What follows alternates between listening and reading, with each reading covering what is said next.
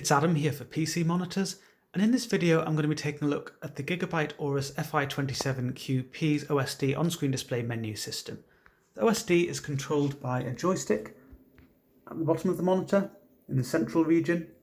Alternatively, you can use the OSD Sidekick software. To use that, you do need to have a USB upstream cable connected, and I will show you that software as well. The OSD has what Gigabyte AORUS calls quick switch functionality, and that means you can control what it does if you just twiddle the joystick left, right, up or down without pressing it down and going into the main OSD system. So by default, if you press it up, you can control the black equalizer. I'll just quickly show you what this does.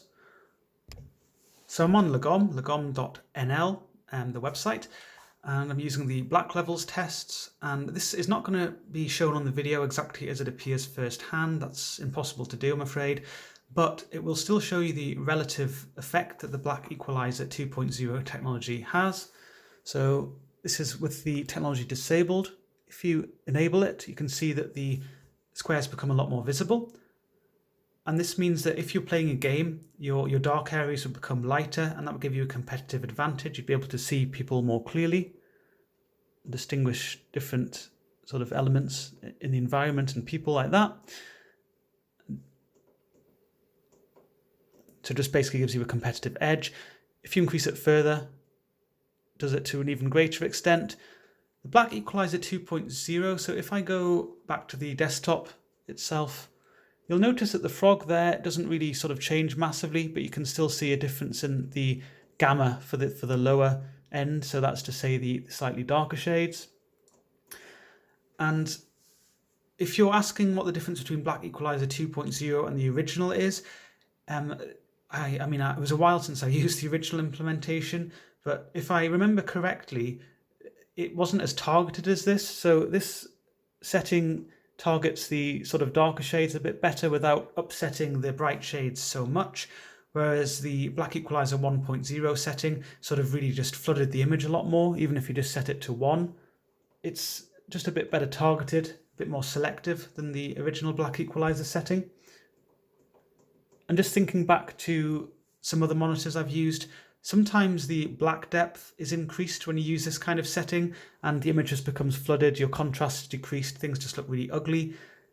I would say that the image does overall look sort of more washed out, you might say, even using a setting of 1, but you at least get that black point maintained, the contrast is maintained, and you do get just generally more rich sort of saturated shades maintained, even though the visibility of your dark shades is increased, which is really the main thing that this is supposed to be doing. If you twiddle the joystick down, you can change the picture mode, and I'll go through them when I enter the main menu system. You can see there are various different options there. Standard, AORUS, FPS, RTS, RPG, Movie, Reader, sRGB, Custom 1, Custom 2, and Custom 3. If you twiddle the joystick right, you can change the input used by the monitor. Twiddle it left, you can change the volume, and it doesn't have integrated speakers, so that's just the volume of anything connected to the 3.5mm headphone jack. If you press the joystick, you get this little radial menu, and you'll see there are various different options there. So setting, if you twiddle it up, that's the main menu system itself. There's dashboard, game assist, and power off. You can also power the monitor off by simply holding the joystick down for a few seconds when you're not in the main menu system. But I'm going to go through the dashboard and game assist functions first before entering the main OSD system. And just to quickly mention, whilst I remember, there is a power LED there. You'll notice there's a little gentle sort of cool white glow. When the monitor's switched on, that's what it does. When the monitor's switched off, it will glow amber, but there's some settings in the OSD if you want to disable that when the monitor's switched on. You prefer not having the power LED visible, but it's not a very bright power LED. I didn't find it distracting at all. If I go on the dashboard now, just to adjust my camera a little bit, you can see the top left there, there's various different things listed. So function on, and then you can change various different things. You can see there's lots of different settings available there. You can also change the dashboard location. So you can have it in a corner of your choosing, basically. So I'm just going to have it at the top right for now. But to actually have this populated, you'll see it says not applicable for everything. And that's because I'm not currently running the OSD Sidekick software, so you do need to have the cable connected, the USB upstream cable. You can then use the OSD Sidekick software, and this should populate with some of this. It may not have everything populated, that's because I don't have Aorus peripherals for various things, but you can see that some of it is now shown, some of the information like the GPU temperature and the CPU temperature. And that's degrees Celsius in case you're wondering. So my GPU isn't, freezing cold or anything. The game assist function that allows you to have an on-screen display of various different things. So it's called Aorus Info here. You've got a gamer timer, which can count up or count down. You have gaming counter, and that is configured in the OSD Sidekick software. So when you press specific button combinations, you can have it count up for you in the game. So you can count how many times you're pressing certain things. And there's refresh rate display on or off. I like that they don't call this a frame rate counter like some manufacturers misleadingly do, because it will only show you the frame rate if the refresh rate is matching that, and that's because it's in the variable refresh rate window of the display and you're using adaptive sync. It doesn't necessarily do that. So you can adjust the info location, and not just to the corners of the screen, you can have it sort of in the central band as well. So you can't have it right in the middle of the screen, but you can have it to the left or right, in the center, the top or the bottom. There's also a display alignment feature, and that just allows you to easily align multiple displays of the same type. Just have them sort of neatly positioned beside one another. So you'll see I've exited the menu now, but I've got the timer displaying. It's counting up. For some reason it stopped at 5 seconds. I'm not sure why that is. And you've got a refresh rate display as well. I'm sorry about the counter. I have no idea why it's doing that. Maybe I've configured it that way in OSD Sidekick, or maybe it just stops at, so maybe it just stops at 5 seconds for some reason. Okay, you can probably configure that in the Sidekick software. I wasn't expecting it to stop at 5 seconds, but that's what it seems to do. You can count down, you can configure that though. So let's say 20, I'm assuming that's 18 minutes. So yeah, let's see what that does. You have to click many times to actually get off that. That wasn't very intuitive. So you can see it now does actually count down from whatever you've set. I'm not sure why the count up stopped at 5 seconds. It must be something that you can configure in the Sidekick software. But you've got the refresh rate counter, and I did mention that that changes depending on the frame rate of the content. So I'll just fire up a game to show you that quickly. So you can see it's now adjusting. I'm on Battlefield 5 and it's adjusting constantly, and that's because my frame rate is fluctuating in the game. It doesn't have a super fast polling rate. Some features of this sort, they're so fast, the polling rate, that it updates all the time and it's really distracting. This one is more gentle, so it's less distracting, which I quite like. But it would be quite nice, I suppose, if you could customize that according to your own preferences. There's also an on-screen crosshair function. Style 1, Custom 1, Custom 2, Custom 3. You can customize them in the Sidekick software, and I'm going to show you that very shortly. But the Style 1 is just the default one. So you can see there's now a little green crosshair on the bonnet of that Tesla there on my background. And at this point in the video, you will notice some strange interlacing lines. It's just more away from the camera. If I move the camera a little bit further back, they'll probably disappear. But it's not something from the monitor. It's just from the camera. So again, you can see that crosshair. I'm now going to show you the Sidekick software. I might as well, because I've talked about it so much, but I haven't actually shown you it. So you can adjust various different settings in the OSD. I know I haven't shown you the main OSD yet, so you won't be familiar with some of these settings, but I will show you them in the actual OSD itself. But it just allows you to quickly change many of the settings. You can also quickly change the preset used by the monitor. The custom ones aren't listed there. That's because you can add your own custom presets with this function, the plus add profile, and you can call it whatever you want.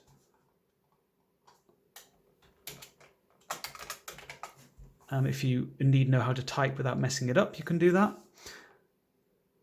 And then you press save and you can save it to your preferred location. Or you can just have it, that actually exports it, but it is in my list now, even though I haven't saved it specifically. So you can see it takes a little while to load some of the different presets, or at least load the setting page. It actually applies the preset very quickly.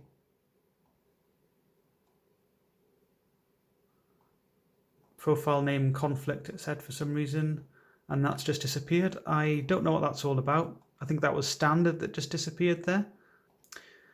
Possible bug just identified there. I love doing these videos. Sometimes I come across things which I've never come across during normal use. Not sure what happened there. Anyway, moving on. You can see that here there's a little crosshair on-off function. So the crosshair I showed you before. And you can edit that. So you can edit your custom designs here. And the tool it gives you for drawing the crosshair isn't the easiest to use, or I'm not really very good at using it anyway. So perhaps if you've got a tablet, sort of like a little peripheral to help with your drawing, it might help. But with a mouse, I found it very difficult to actually do straight lines. But you can do various different patterns, and you can change the color of that pattern as well. But the whole design has to be one color. You can't have different elements, different colors. You can then save it, export it, import it, whatever. Clear if you want to start again. So I've created what just looks like some strange splat of blood here. If I press save, it says upload, so it's uploading it to the monitor itself. Takes a little bit of time. But now hopefully you can see now I have a nice little blood splat as my crosshair there, which looks a bit inappropriate on the bonnet of a car, but there you are. So you can now see why it was counting up to 5 seconds. And that's because that was what was selected on OSD Sidekick. You can customize that to something a bit more useful as your limit. If I set this to 10 and then enable the feature, hopefully it'll go past 5 seconds this time. Yeah, it's gone past 5 seconds. So that was the issue. And I'm assuming it's going to go all the way up to 10 minutes. So essentially you do need to use the software to configure this timer feature. There's also hotkeys, and that allows you to, this is actually quite a good feature. This allows you to adjust various things like the brightness. There's actually quite a lot you can configure. So you can have hotkeys related to your timer, the counter feature, which I mentioned before, which you need to configure with this. Black equalizer, crosshair on or off, so you can quickly enable or disable the crosshair, brightness plus or minus, and there are various other functions which you can have. You can see them listed to the left here.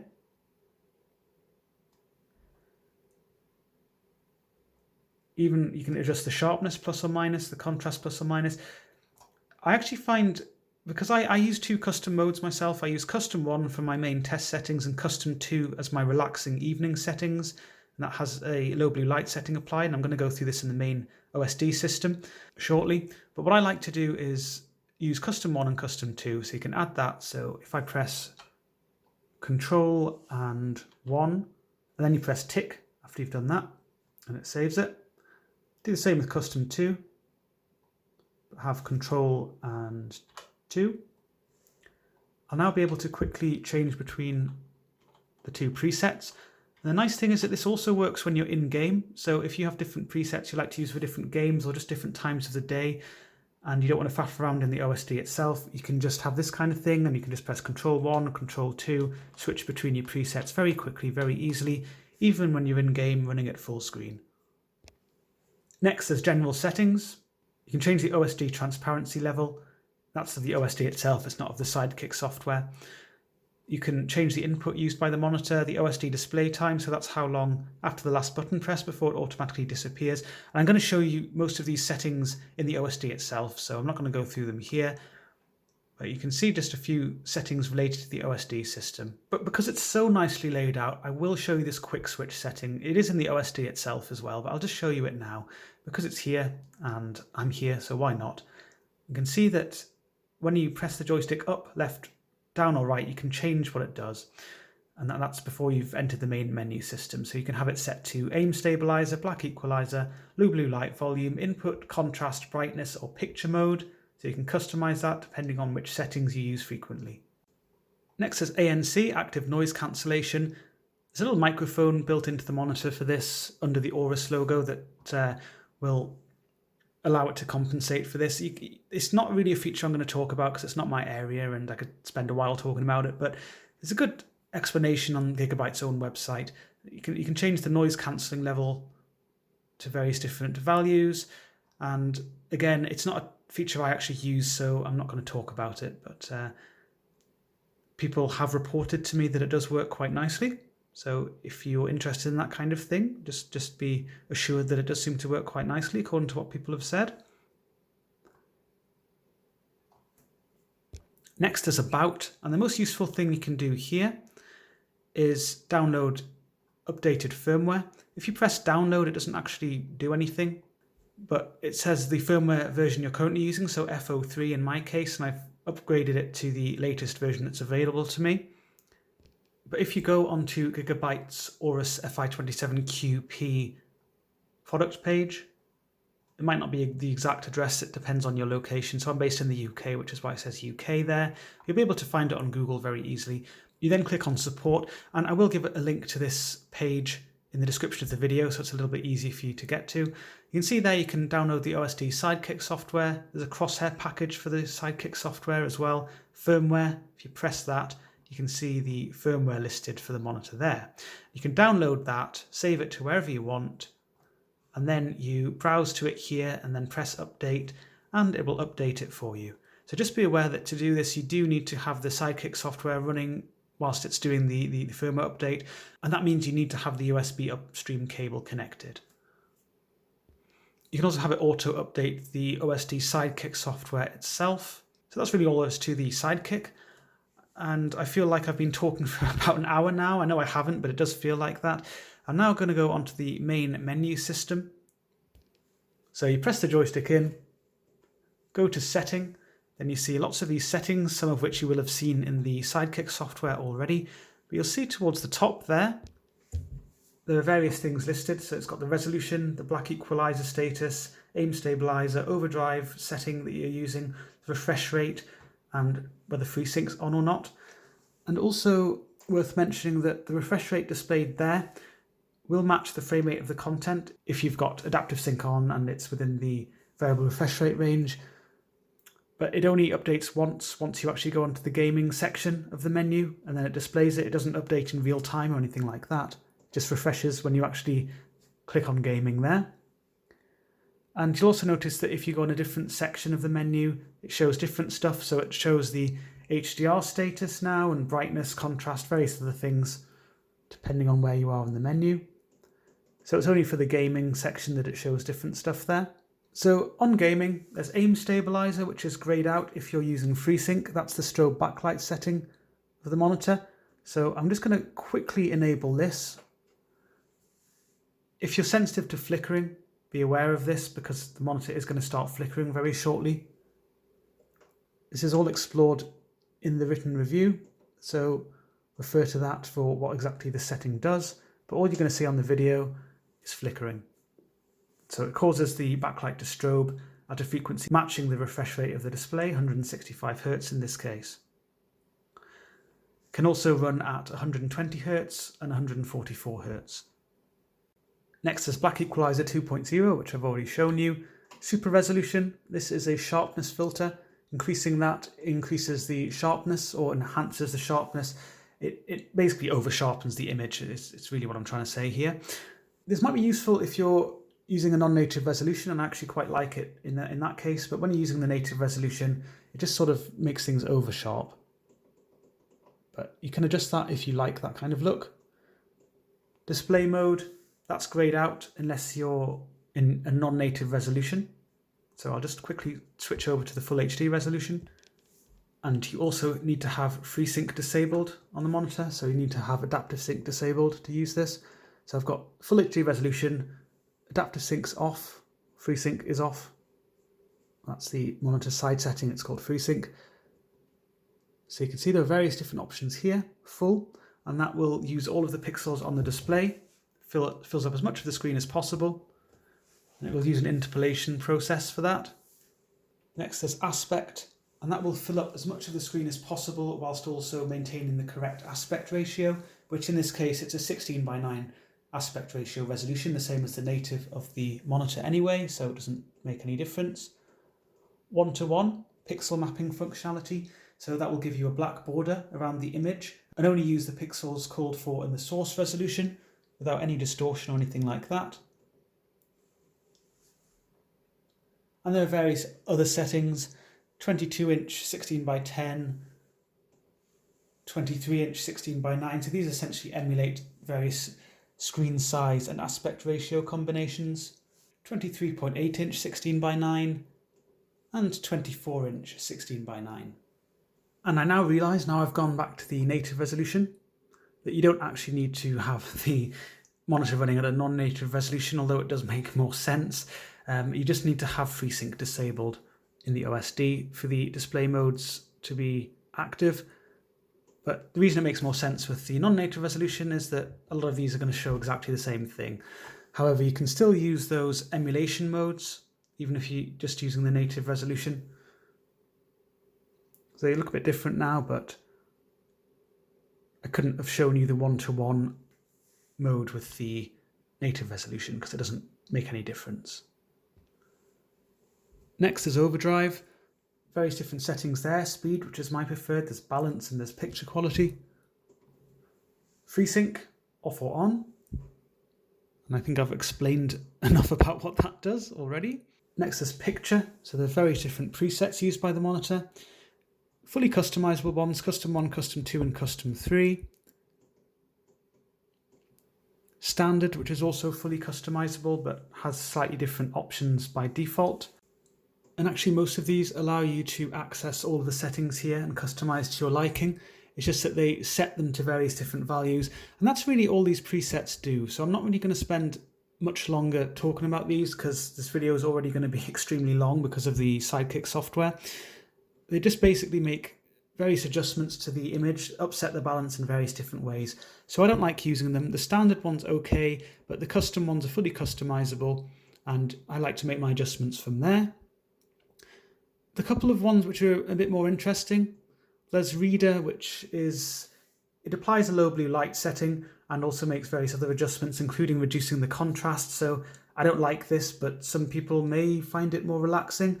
And I'm not saying I don't like the low blue light elements, but I prefer to have that without the reduction in contrast. And it's not even an extreme reduction in contrast. So it's not like Samsung's Eye Saver mode, which really has an obvious purpose there. It's just sort of, they think it's going to be a bit more relaxing, and by all means have a play with it, but you can achieve the same kind of balance if you like by tweaking things manually. sRGB is an sRGB emulation setting, and you'll see that a lot of that is now grayed out. In fact, all of that is grayed out, so you can't adjust anything like the brightness or the color temperature, anything like that, but the color gamut has been reduced and tracking is close to the sRGB color space, and that's all explored in the written review. So I'm going to go on my preferred Custom 1 and talk about the actual settings that are available. So there's the usuals: brightness, contrast, color vibrance. This is a digital saturation enhancement feature. So what that does is it pulls shades close to the edge of the gamut without expanding the gamut itself. So it gives a very cartoonish look to things. It crushes shades together, reduces your shade variety, but makes things look more saturated than they should. And as I mentioned in the review, the color gamut of this monitor really achieves that in a more natural way without crushing everything together, because the color gamut is quite generous anyway. So I don't think most users will actually want to use this color vibrance setting, except perhaps some might want to reduce it slightly, and that will take a little bit of edge off the saturation. But as I usually find with such settings, even if you reduce it 1 to 9, you kind of start to lose quite a bit of saturation to some shades, whereas others remain very highly saturated still, or quite highly saturated. You reduce it to 8 and you sort of, maybe you're curtailing more of that saturation, but things start to look really quite dull elsewhere. Very difficult to get the balance right. But you can adjust that anyway according to your own preferences. And if you reduced it all the way to 0, you'd get a nice black and white image or grayscale image. Sharpness. So this is another sharpness filter setting separate to the sharpness filter achievable with the super resolution. 5 by default, I find that perfectly fine. I'm quite comfortable with that. But if you want a higher level of sharpness, you can do that. And again, it looks over sharp in my opinion, so I don't even like to go up to 6. Or if you want a softer appearance, you can reduce that. So just a bit of flexibility there. Gamma, various different settings there. Gamma 1, Gamma 2, Gamma 3, Gamma 4, Gamma 5, all explored in the written review. There's also Gamma off, which is a little bit confusing, but that's quite similar to Gamma 3 on this monitor. Next there's color temp, color temperature. So you can change that to user define if you want to manually adjust the red, green and blue color channels, as I've done for my test settings. There's cool, which gives things a cool look, as you'd expect from the name, and that's to say that the color temperature is quite a bit higher than it should be, so things have a blue tint. There's normal, and there's warm.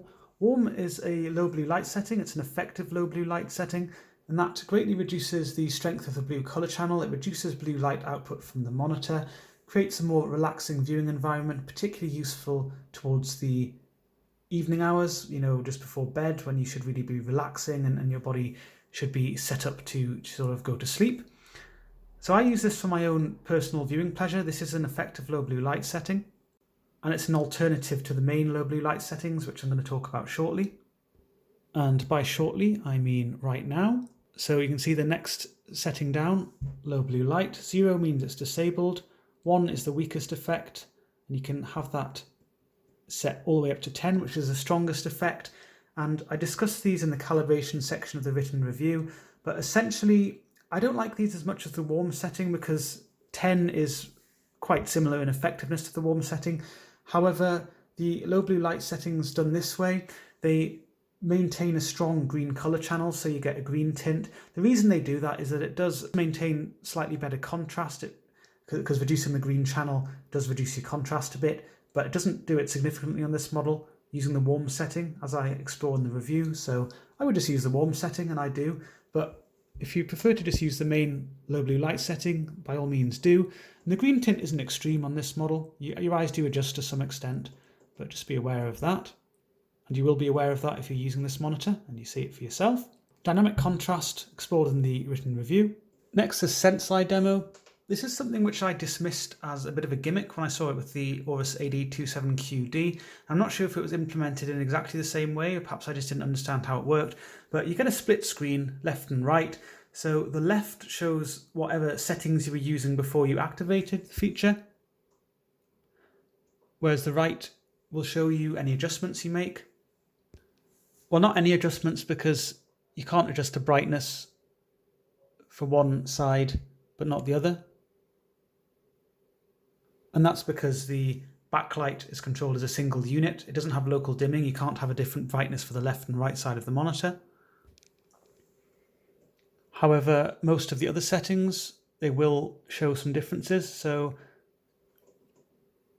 the color vibrance setting, for example, you'll see it's only increasing on the right side of the image, but not the left. Maybe it won't be clear on the video, but certainly if I reduce it, it'll be quite clear. So it just allows you to see exactly what the settings are doing. I mean, for me, I'm very experienced with monitors and I know what these settings do, and I can sort of see things with the image as a whole. But if you aren't so experienced or you just prefer to have a split screen, this really is quite a useful feature for understanding the impact of the different settings. So you can see it does the same with the gamma settings there as well. Color temperature as well. So you get the idea. And there's an option to reset the picture. So that's just this picture menu to the factory defaults. Next is display. You can change the input used by the monitor, the RGB PC range, which most users should just leave at auto detect. And it's, if you're using HDMI, this is applicable. If you wanted to enforce a full range signal, you'd select this. If you wanted to enforce a limited range signal, you'd use the bottom option there. There's an overscan feature applicable to older games consoles, really, or if you happen to want to do this to your image. I know some people talk about stretching the resolution, so sort of like focusing more on the image and giving you a competitive edge in some titles and that kind of thing. So that's what this does. It's an overscan feature. You can see that the image now goes off the screen, but everything's a bit bigger. Next is PIP, picture-in-picture / P-by-P, picture-by-picture. I'm going to go through this quickly because I've only got one thing connected to my monitor, one source, my main PC. But you can see you can have a split screen with different sources. So you can have your secondary source displayed in the black box there, and your primary source for the rest of the screen. You can change which source is which. You can change the size of that box, small, medium or large. You can change the location it's displayed at. You can see some nice typos there. They've said bottom instead of bottom, great. But you can adjust which corner of the screen it's in. Display switch, which I assume will just switch the inputs. I don't want to do that in case I completely mess the image up. Audio switch, so you can change which source is being used for your audio. P by P, picture by picture. So that will give you a split between the left and right. And depending on the resolution you select, so I'm using the native resolution, it's not distorting it, it's making everything smaller, it doesn't stretch it out vertically. But if you create a custom resolution with the right dimensions, you could fill up the screen space a bit better if you want to do that. So you can see that was with 1:1. Full actually does what I've just said, but now it's stretched, it's distorted. If you change the resolution, as I mentioned, then it won't be distorted like that. This isn't something I use myself, so I don't really play around with this. And again, audio switch and display switch for the P by P functionality. So as you can see, it just works with two sources simultaneously. Next up, and if you're still awake at this point, thank you, because I barely am. Next up, there's system that allows you to change things like the language the OSD is displayed in. RGB LED, I'll show you that at the end of the video because I've got to dismount the camera from the tripod, and to be honest, it's not a super exciting feature, and I think I'll just leave it to the end of the video. Headphone, volume and mute. So that's the headphone jack. You can adjust the volume of that or mute it. OSD settings, so how long after the last button pressed before the OSD automatically disappears, or you can just press the left function a few times to exit. So it says exit there, left. OSD transparency, so you can change the transparency level of the OSD. I'm happy enough with the default of 20. OSD lock, so that'll make it more difficult for annoying family members young, lovely family members to mess around with your settings. Quick switch, which I've been through in the OSD software already, yay. Other settings, resolution notice, on or off. That just gives you a message on the screen when you switch resolutions. Auto input switch, so you can have it automatically select the input for you, or you can adjust that yourself manually. Auto power off, which will turn the power to the monitor off as if you press the power button after it's lost signal for a given amount of time, so 10, 20 or 30 minutes. LED indicator, so I mentioned before there's a little LED light there and indicates the power status. You can have that set to always on, always off, or standby on. So standby on means it'll be amber when it's on standby, but off otherwise. And always on and always off, pretty self-explanatory. I really don't mind the power LED, so I just leave it to the default setting. DisplayPort version, 1.4 plus HDR for the full functionality of the monitor, or you can set to 1.2 or 1.1 for compatibility purposes if you're using an older GPU. Save settings, so it allows you to save all of your settings to settings 1, settings 2 or settings 3. So this is separate to the custom 1, custom 2 and custom 3. It's just another way of saving and recalling settings easily. And there's reset all, which will reset everything to the factory defaults. Now I know some of you have been really looking forward to seeing this amazing RGB LED lighting feature, so I'm just going to dim the lights and show you that. So you can see off, which I've got it now, mode 1, mode 2 and mode 3. Mode 1, mode 2 and mode 3. Mode 1, you can't see anything from the front, and you can never see anything from the front, and that's why I don't really like this feature, to be honest. But there are some little RGB LEDs which can be customized at the back of the monitor. So you can see there's a little sort of wing area there. There's the same at the other side. There's also a little wing there, or a little element there, same on the other side of the stand, plus a central Aorus Vulcan logo. So mode 1 just has this orange glow. Mode 2 cycles some colours, kind of a bit of a rainbow effect, a bit cooler, but again, you can't actually see it from in front of the monitor. Really doesn't do anything for you in terms of enhancing perceived contrast or really giving you any kind of light show from the front of the monitor. And then there's mode 3, which, if I remember correctly, it's just a slightly different rainbow type thing. I think it's possibly a faster cycling speed or something like that, or a bit more colourful maybe. But if you like, and I promise this is going to be brief because, as I said, it has no utility for me, which is a shame because I do sometimes like RGB LED lighting features if you can actually see them properly from the front. But there is RGB Fusion 2.0 software.